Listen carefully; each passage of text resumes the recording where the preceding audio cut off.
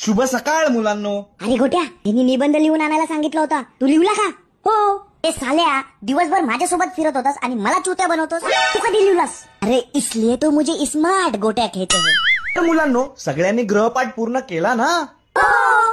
तर गण्या आज अभ्यास करून नाही आला. ते गोट्या माझं नाव सांगून माझ्या गोट्या कपाळात घालवतो का? गण्या, उभा राहा. अभ्यास केला का तू? ते हो गुरुजी. बर मग वाचून दाखव निबंध. अरे गोट्या, विषय काय होता? तुझी वही दे लवकर. ठीक आहे. विषय, जर माणसाला पंख असते तर. वा गण्या, तू तर अभ्यास केलायस. बरं वाचून दाखव. जर माणसाला पंख असती तर. आजकाल आपण आपल्या आजूबाजूच्या जीवनात नेहमी बघत असतो की अशी काही माणसं असतात त्यांचा या वास्तविक जीवनाशी काही संबंध नसताना देखील त्यांच्या गांडीमध्ये अशा अनेक प्रकारचे किडे आढळतात. अरे काय लिहिलंय गोटे हे?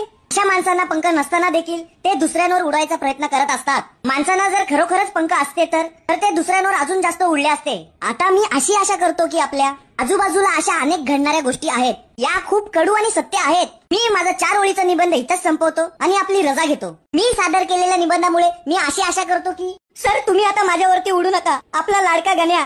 वा गण्या वा, शब्बास लेका. संपूर्ण वर्गासमोर तुला आता नग्न करून गौरवण्यात येत आहे. कुठे गेली माझी छडी? अरे जाऊन्या गोट्या, काय लिहिलं होतं हे? मावशीची गाणी.